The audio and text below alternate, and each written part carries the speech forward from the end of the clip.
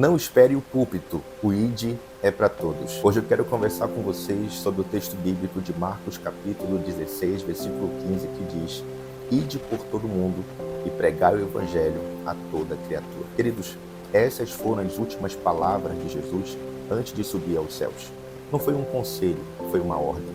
O ID não é opcional, é o chamado universal de todo cristão. Mas infelizmente, nesse tempo pós-moderno e ao longo da história da igreja, muitos ainda limitam a pregação ao púlpito, ao microfone, à agenda, e esquece que o verdadeiro campo missionário é a rua, o trabalho, a escola, o lar e a internet. Jesus não disse, ide aos templos, ele disse, ide por todo o mundo. Eu quero que você observe a principal missão que Jesus nos deu, que é cumprir o ide. O verbo ide, na expressão original do texto bíblico, traz a ideia de movimento contínuo, ou seja, enquanto você vai, pregue. Evangelizar não é apenas uma ação pontual, mas é um estilo de vida.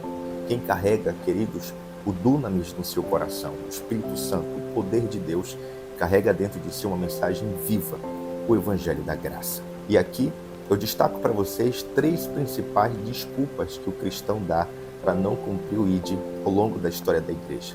Primeiro, eu não sei falar. Muitos dizem, eu não tenho dom, eu não sei o que dizer. Mas Jesus prometeu, em Lucas capítulo 12, versículo 12, que o Espírito Santo vos ensinará naquela hora o que dever dizer.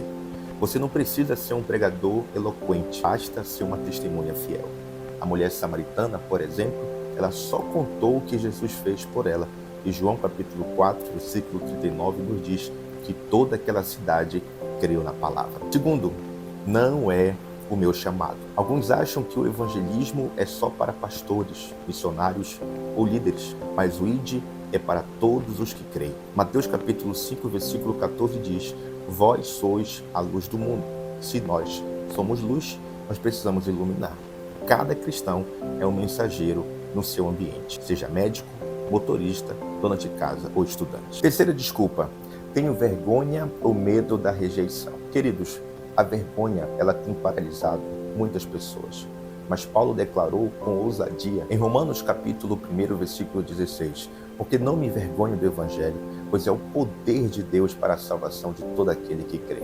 A vergonha, ela é vencida quando entendemos o valor da mensagem que carregamos. Você não fala de si, fala de Jesus, o Salvador do mundo. Por isso que tem que estar vivo dentro do nosso coração 3 referências que nos encorajam a obedecer o ID. Primeiro, Mateus capítulo 28, versículo 19 e 20 diz, portanto, ide fazer discípulos de todas as nações. A grande comissão é um chamado à ação e discipulado, não apenas em fala, não apenas em palavras. Evangelizar é amar ao ponto de se importar com a eternidade do outro. Observe comigo Atos capítulo 1, versículo 8, quando o texto diz, mas recebereis poder ao descer sobre vós o Espírito Santo, e sereis minhas testemunhas. O poder do Espírito não é só para sentir, mas é para testemunhar. Quem é cheio do Espírito é cheio de testemunho e também de compaixão. Quando o dunamis de Deus é uma verdade, a expansão do Evangelho ela é notória. E para concluir, Romanos capítulo 10, versículo 14, versículo 15 diz, como ouvirão se não há quem pregue? Alguém precisa abrir a boca.